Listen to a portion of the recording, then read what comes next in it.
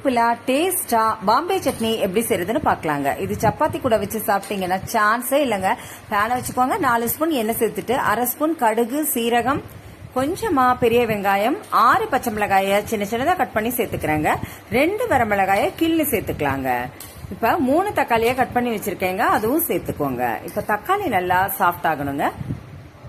தக்காளி நல்லா சாஃப்ட் ஆன பிறகு கொஞ்சமா கருவேப்பிலை இலைகளை சேர்த்துக்கோங்க. இப்ப 1/2 ஸ்பூன் பெருங்காயத்தூள், 1/2 ஸ்பூன் மஞ்சத்தூள், 1/2 ஸ்பூன் உப்பு சேர்த்துக்கலாங்க. இப்ப நல்லா கலந்து கொடுங்க. இப்ப 2 ஸ்பூன் கடலை மாவு ஒரு பவுல்ல சேர்த்து கொஞ்சமா தண்ணி சேர்த்து கட்டிகள் இல்லாம கலந்துக்கோங்க. இப்ப கலந்துட்டு பேன்ல சேர்த்துக்கலாங்க. இப்ப பேன்ல சேர்த்த பிறகு இது கூடவே 2 டம்ளர் தண்ணி சேர்த்துக்கோங்க. தண்ணி சேர்த்துட்டு நல்லா கலந்து கொடுங்க. ஒரு 5 நிமிஷம் கொதி வரட்டுங்க. இது செய்யறது கூட அவ்வளோ சூப்பரா செஞ்சிடலாங்க. பாருங்க, 5 நிமிஷம் கழிச்சு கொதி வந்துருச்சுங்க. 2 கைப்பிடி கொத்தமல்லி இலைகளை சேர்த்துட்டீங்கன்னா கமகமன்னு வாசனையோட பாம்பே சட்னி ரெடி ஆயிடுச்சுங்க. சப்பாத்தி கூட வச்சு சாப்பிட்டா சான்ஸே இல்லைங்க.